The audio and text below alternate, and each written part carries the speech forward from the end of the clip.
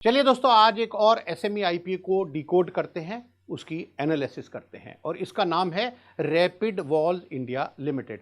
दोस्तों, मैं यहाँ ये जरूर क्लियर कर देना चाहता हूँ उससे पहले कि मैं ये एनालिसिस शुरू करूँ कि मैं कोई सेबी रजिस्टर्ड ऑथराइज्ड कंसल्टेंट नहीं हूँ भैया, कि मैं आपको कोई यहाँ एडवाइस देने आ गया कि आप इसमें इन्वेस्ट करो या आप इसमें इन्वेस्ट मत करो। मैं तो यहां तक कि अपनी ओपिनियन ये भी नहीं बताऊंगा कि मैं इसमें इन्वेस्ट करूंगा या नहीं करूंगा। ये पूरी तरह से आपके विवेक पर निर्भर है।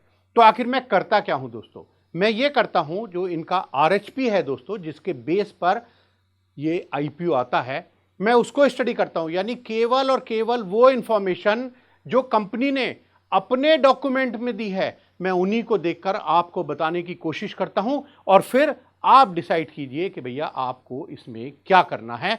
और मैं यहां पर धन्यवाद भी देना चाहता हूं जितने भी स्टेक होल्डर्स हैं उनको, कि भाई एसएमई को हमें प्रमोट जरूर करना है। दोस्तों, इस रैपिड वॉल्व का जो रजिस्टर्ड ऑफिस है वो महाराष्ट्र में है और यहां पर कंपनी लेकर आई है 13,69,800। जी हाँ, जो 69-70 को नहीं समझ पाते हिंदी में उनको मैं बता देता हूं, 13,69,800 इक्विटी शेयर्स का आईपीओ लेकर आई है।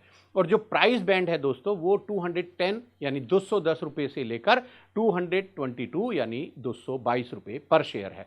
तो 210 रुपए से 222 रुपए तक का जो प्राइस बैंड है दोस्तों वो है। इसका जो रिटेल लॉट साइज है दोस्तों वो 600 शेयर्स है। तो इसका मतलब आप ये समझ लीजिए कि आप एक लॉट के लिए पैसे लगाना चाहते हैं तो 1,33,200 रुपए आपको हायर बैंड पर लगाने होंगे। दोस्तों, इस आईपीओ का जो इशू साइज है वो है 30 करोड़ 41 लाख। और दोस्तों, ये 23 सितंबर को खुलकर और 25 सितंबर 2024 को बंद हो जाएगा। दोस्तों, ये एक इंजीनियरिंग कंपनी है और ये प्राइमरीली एंगेज है in the manufacturing of valve solution. आप कहेंगे भैया ये वॉल्व क्या होता है? तो दोस्तों, जो वॉल्व है ये एक ऐसी डिवाइस होती है, या ये समझिए एक नेचुरल ऑब्जेक्ट है जो कंपनी ने बताया है, जो रेगुलेट करती है या डायरेक्ट करती है या कंट्रोल करती है फ्लो ऑफ फ्लूइड को। दोस्तों, मैं जब एनालिसिस करता हूं ना तो मैं दो चीजें देखना चाहता हूं बस। एक, मैं ये देखना चाहता हूं कि भैया जो पास ट्रैक है कंपनी का वो क्या है। तो उसके लिए कंपनी खुद ट्रांसपेरेंटली अपने जो भी फाइनेंशियल्स हैं 3 साल के देती है अपने आरएचपी में, बस उसी में से देखकर मैं आपको कुछ बताता हूं। और दूसरा, मैं ये देखना चाहता हूं कि भैया एक तो पास्ट हो गया और भैया फ्यूचर क्या है, क्योंकि जो ऑब्जेक्ट है इशू का वो बड़ा इंपॉर्टेंट है मेरे लिए और आपके लिए भी एज एन इन्वेस्टर, शायद कि आप देखना चाहेंगे कि भैया जहां पैसा लगाएगी कंपनी हमसे लेकर वो ग्रोथ करेगी या नहीं करेगी। तो मैं आपको बताता हूं दोस्तों, इस आईपीओ के फंड से आने वाले जो अमाउंट होगा उसको कंपनी कैसे यूज करेगी। एक तो दोस्तों उन्होंने कहा है कि हम करेंगे funding the capital expenditure for purchase of new plant and machinery and software. और यहां कंपनी ने कहा कि भैया हम 6,73,11,000 हम यहां पर खर्च करेंगे। कंपनी चाहती है दोस्तों कि अपना जो इनका प्रोडक्शन कैपेसिटी है वो बढ़ जाए ये नई मशीन लगाने के बाद में, और इनकी जो मशीन लगेंगी वो इनकी एग्जिस्टिंग फैक्ट्री है वहीं पर लगेगी। और दोस्तों, टेक्नोलॉजिकल एडवांसमेंट बहुत ही इंपॉर्टेंट होता है खास तौर से एसएमईज के लिए, क्योंकि वो शायद अपना टेक्नोलॉजिकल अपग्रेडेशन नहीं कर पाते, आईपीओ शायद उसमें मदद करेगी। तो उन्होंने कहा कि भैया हम टेक्नोलॉजिकल एडवांसमेंट करेंगे इस पैसे से और इसमें जो फंक्शनल एफिशिएंसी है वो भी हमारी बढ़ जाएगी। तो मैं कहता हूं भैया अच्छा मूव है, आप प्लांट एंड मशीनरी में पैसा लगा रहे हैं, इससे आपकी प्रोडक्शन कैपेसिटी बढ़ेगी, वो बढ़ेगी तो आपकी टर्नओवर भी बढ़ने के पूरे चांसेस हैं। दोस्तों, दूसरा जो इसका पर्पज है वो है expenditure for renovation of registered office and existing manufacturing unit. बहुत ज़्यादा पैसा नहीं, कुल 38,88,000 रुपये कंपनी कह रही भैया मैं यहाँ पर खर्च करना चाहती हूँ थोड़ा रेनोवेशन करने, ताकि भैया कोई आए, शेयर होल्डर भी तो आ सकता है भैया हमारी कंपनी में, तो भैया आके ठीक ठाक बैठे, केबिन वेबिन बने हो, अच्छा सा हम उनको चाय नाश्ता पानी पिलाएं, बढ़िया है भाई साहब, कर लीजिए। बहुत ज़्यादा अमाउंट आप नहीं मांग रहे, 38-39 लाख रुपए है, लगा लीजिए भैया। एक और दोस्तों यहाँ पर यूज बताया इस आईपीओ फंड्स का, उन्होंने कहा कि हम रीपेमेंट करेंगे या प्रीपेमेंट करेंगे ऑल और सर्टेन ओवर बोरोइंग्स।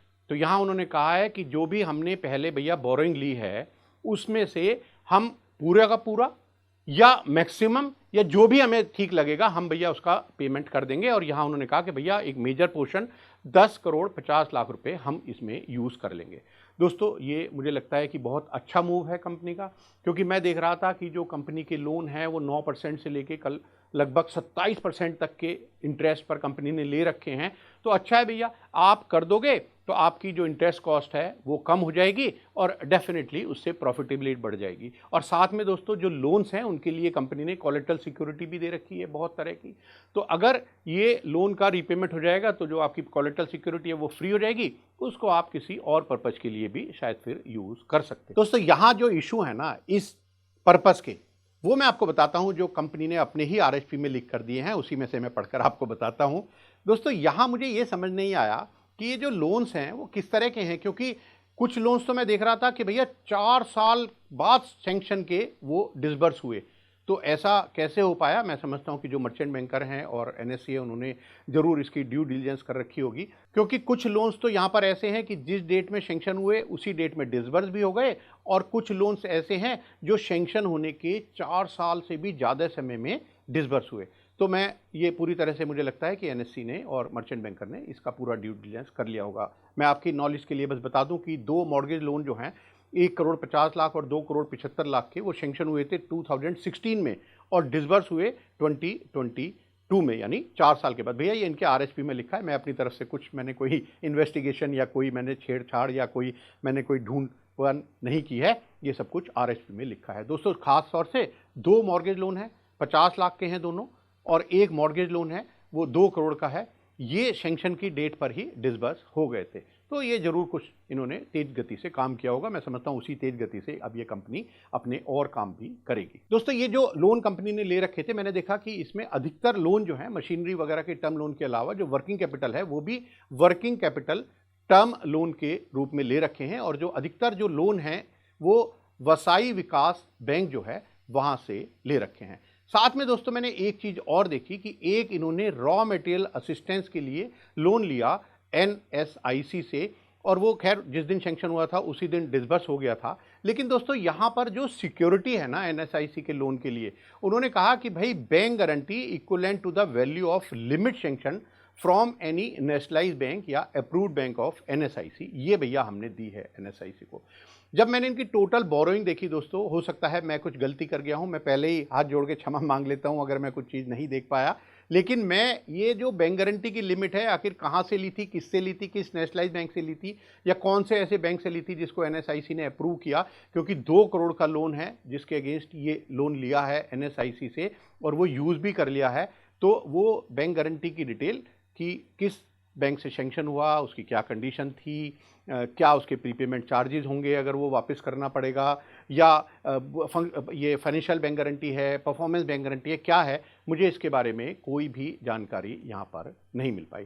तो मैं यही कहूँगा कि भैया जो भी डिस्क्लोज़र अगर कोई मेरे पढ़ने से रह गया हो तो मुझे बता दें, मैं अपने आप को करेक्ट कर लूँगा। अगर ये डिस्क्लोज़र आपका देने से रह गया हो तो प्लीज़ इस डिस्क्लोज़र को भी दे दीजिएगा। पर मैं समझता हूँ ये अच्छा मूव है, क्योंकि 9% से, जैसे मैंने आपको बताया, 27.45% तक के इंटरेस्ट पर इस कंपनी ने पैसे ले रखे थे, जो अब ये पे कर देंगे इस आईपीओ के सोर्स से। दोस्तों इस आईपीओ का एक और पर्पस बताया कंपनी ने अपने आरएचपी में, उन्होंने कहा है कि वो pursuing inorganic growth initiatives through acquisition, और यहां उन्होंने कहा कि भैया 4 करोड़ रुपए हम लगाएंगे इस पैसे को एक्विजिशन में।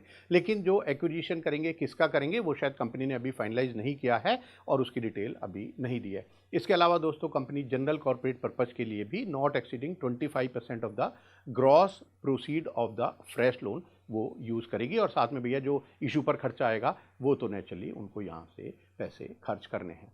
तो ये हुआ दोस्तों फ्यूचर की बात। अब मैं बताता हूं आपको कि भैया पास्ट में कंपनी कैसा परफॉर्म कर रही थी। तो दोस्तों रेवेन्यू से चलते हैं, चलिए फाइनेंशियल्स में। तो जो रेवेन्यू है कंपनी का वो 2022 में ऑपरेटिंग एक्टिविटी जो है उससे लगभग 12 करोड़ था, 2023 में बढ़कर 17 करोड़ हो गया, और दोस्तों 2024 में डबल से भी ज़्यादा होकर ये लगभग 37 करोड़ रुपए पर पहुंच गया रेवेन्यू इस कंपनी का। दोस्तों प्रॉफिटेबिलिटी की बात करते हैं, क्योंकि आपको लगता है कि भैया हमें तो बताओ डिविडेंड तो हमें प्रॉफिट में से मिलेगा। तो दोस्तों 2022 में प्रॉफिट केवल और केवल 29 लाख था। 2023 में भी दोस्तों कुछ ही लाख यानी लगभग 46 लाख का था। तो इसका मतलब ये हुआ दोस्तों कि ये 2023 तक तो थोड़ी छोटी कंपनी थी, क्योंकि 30, 40, 50 लाख का जो प्रॉफिट है दोस्तों वो तो कम ही माना जाएगा।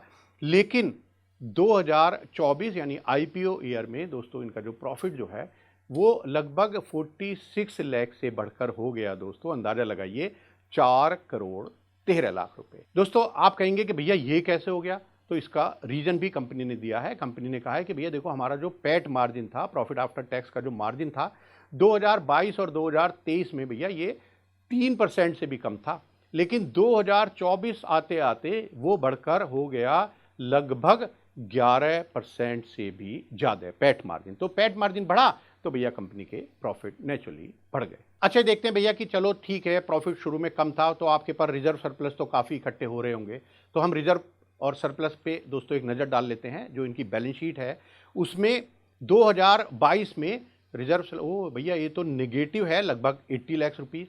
दोस्तों 2023 फाइनेंशियल ईयर की बैलेंस शीट में ये नेगेटिव है लगभग 38 लाख रुपीस, क्योंकि जो प्रॉफिट हुआ उससे एडजस्ट हो गया। और फिर दोस्तों क्योंकि 2024 में प्रॉफिट धुआंधार हुआ तो ये सन 2024 में रिजर्व एंड सरप्लस बढ़कर हो गए पॉजिटिव में 3 करोड़ 72 लाख रुपए। लेकिन दोस्तों जब मैंने डिटेल में थोड़ा इसको और रिसर्च करना चाहा, आरएचपी को थोड़ा और देखना चाहा, तो हमने देखा कि भैया जो एक्यूमुलेटेड लॉसेज है ना, वो प्रॉफिट एंड लॉस अकाउंट के, वो एट द ओपनिंग ऑफ 2022 में थे 3.51 करोड़, और प्रॉफिट दोस्तों 2022 में हुआ लगभग 29 लाख, जैसे मैंने आपको बताया, तो बाकी बचा निगेटिव में 3 करोड़ 22 लाख रुपए।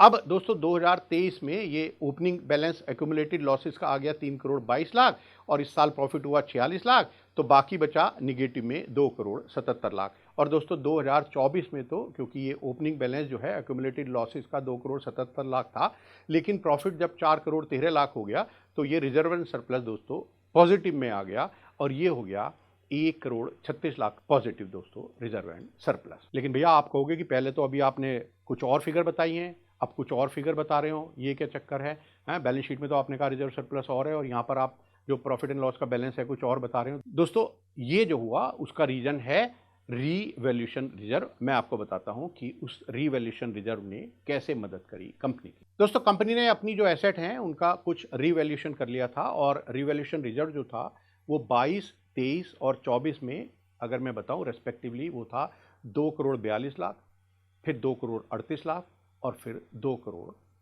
35 लाख रुपए ये रिवैल्यूएशन रिजर्व में था भैया। इसलिए बैलेंस शीट में जब ये रिजर्व एंड सरप्लस हुआ तो जो बैलेंस शीट में दोस्तों कैरी फॉरवर्ड होकर गया रिजर्व एंड सरप्लस में, वो जो प्रॉफिट एंड लॉस अकाउंट का बैलेंस था और साथ में ये जो रिवैल्यूएशन रिजर्व था, उसने आपस में उनको मर्ज करके जो नेट अमाउंट है वही जाता है। दोस्तों कंपनी का जो नेट कैश है ना फ्रॉम ऑपरेटिव एक्टिविटीज़, वो भी दोस्तों 2024 में प्रॉफिट होने के बावजूद भी निगेटिव में है 1 करोड़ 7 लाख 33 हज़ार रुपये। और दोस्तों ये 2023 में भी भैया 42 लाख 79,000 42 लाख 79,000 निगेटिव में ही था। दोस्तों मैंने आपको आरएचपी में जो भी डिटेल कंपनी ने दी है उनकी जानकारी यहाँ पर देने की कोशिश की है, क्योंकि आरएचपी इतना बड़ा होता है। मैं तो भैया रिक्वेस्ट करूँगा सेबी से, बीएससी से और एनएससी से कि साहब एक क्रक्स इन्फॉर्मेशन और दे दिया करो 3-4 पेज में टॉप पर, ये जितने भी आपके आरएचपी होते हैं, क्योंकि हमारे जो इन्वेस्टर हैं उनमें से हो सकता है बहुत सारे इन्वेस्टर इतना डिटेल, इतना लेंदी 300-400 पेज का भैया आरएचपी पढ़कर उसको समझकर शायद बहुत सारे लोगों के लिए पॉसिबल ना हो। तो अगर एक क्रक्स इन्फॉर्मेशन भी हम साथ में दे दें तो मुझे लगता है कि उससे काफ़ी मदद मिलेगी छोटे इन्वेस्टर्स को। आपको मैं फिर दोस्तों एक बार वार्न कर रहा हूं कि भैया ये मैंने जो उनके आरएचपी में लिखा है बस उसको पढ़कर, उसको समझकर, उसकी एनालिसिस करके आपको बता दिया अपने ज्ञान के हिसाब से। वो कहीं मुझे सेबी ने नहीं कहा भैया कि तुम ऑथराइज्ड हो, तुम बता दो भैया लोगों को कि इन्वेस्ट करें या ना करें। तो आप पूरी तरह से अपने विवेक के द्वारा आपको कितना इन्वेस्ट करना है या नहीं करना, आप प्लीज़ अपना डिसीजन लीजिए और कमेंट करके मुझे बताइए कि आपका क्या डिसीजन है, और जो आपने डिसीजन लिया उसका अगर आप बेसिस भी बता सकें तो मैं समझता हूं कि जो हमारे और भी इस वीडियो को देखने वाले हैं उनको भी शायद कुछ मदद मिल सकती है। नमस्कार दोस्तों, आप मुझे ये जरूर बताइए कि जो हमारा इनिशिएटिव है वो आपको कैसा लग रहा है।